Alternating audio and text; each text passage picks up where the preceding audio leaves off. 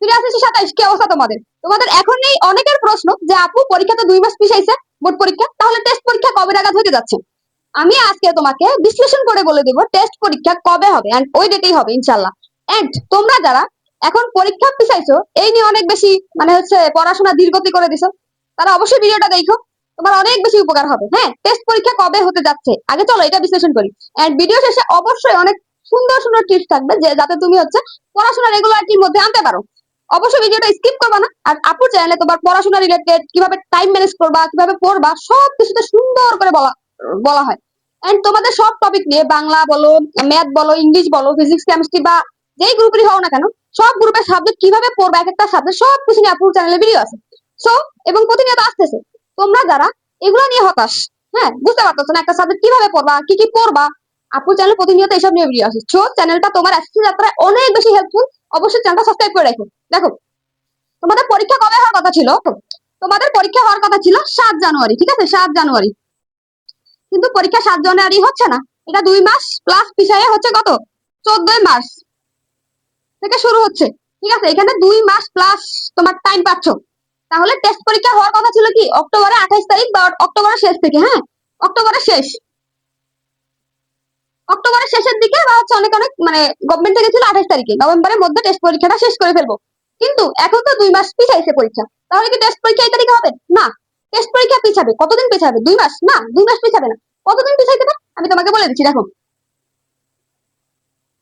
আমি অলরেডি অনেক টিচার বা অনেক স্কুল অনেকের সাথে কথা বলছি, তারা পরীক্ষাটা কতদিন পিছাইতে পারে বা কবে নাগাদ নিতে পারে সবাই একটা সম্ভাব্য ডেট দিয়ে বলে দিছে। সো পরীক্ষাটা হতে যাচ্ছে তোমার নভেম্বরের লাস্ট, নভেম্বরের লাস্ট, নভেম্বরের লাস্ট থেকে ডিসেম্বরের শুরুতে ও নিতে পারে অনেক অনেক স্কুল।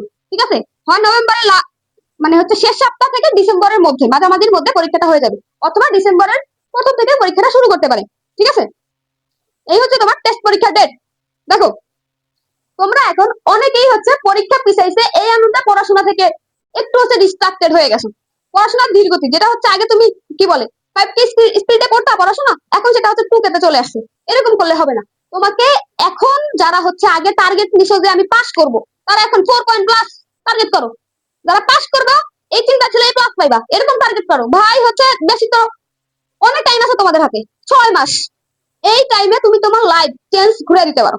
এখন যাই হোক, তুমি যদি পরিশ্রম করো এন্ড লেগে থাকো, তোমার সফলতা তুমি নিজেই লিখবা, বলে দিলাম।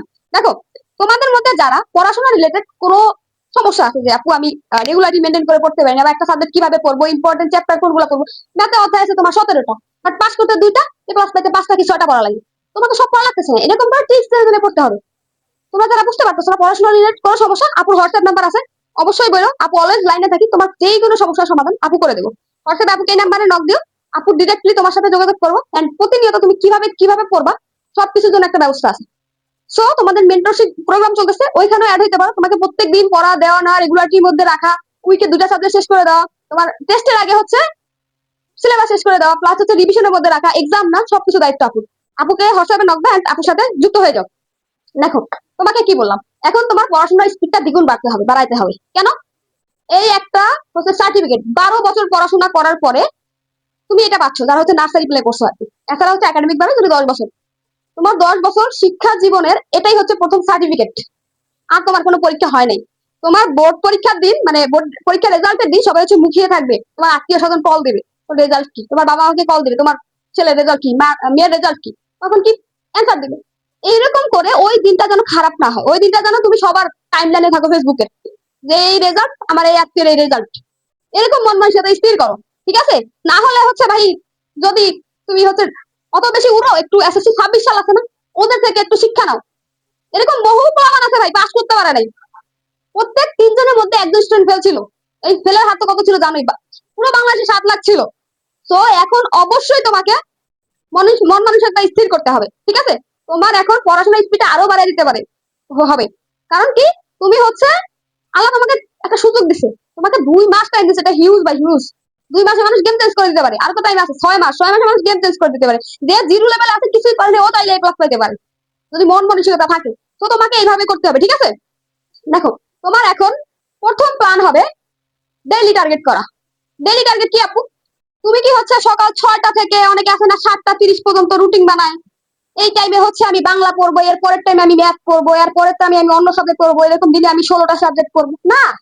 এরকম রুটিন কেউ 2 দিন কন্টিনিউ করতে পারে নাই ভাই। তুমি কি করবা?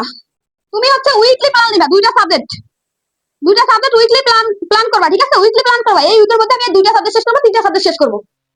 এরপর হচ্ছে অধ্যায়গুলো দিয়ে ডেইলি ভাগ দাও, দিন তোমার কয়টা করে অধ্যায় পড়ে, 2-3টা সাবজেক্ট শেষ করতে পারে, ওইভাবে ডেইলি ওই সাবজেক্ট গুলো শেষ করো, ঠিক আছে? যদি কোনো সমস্যা হয় ডেইলি পড়া, যে নিজে নিজে পড়লে হচ্ছে ডিস্ট্রাকশন হয়ে যায়, আমি নিজে পড়া নিজে পড়তে পারি না, রেগুলারলি মেনটেন করতে পারি না।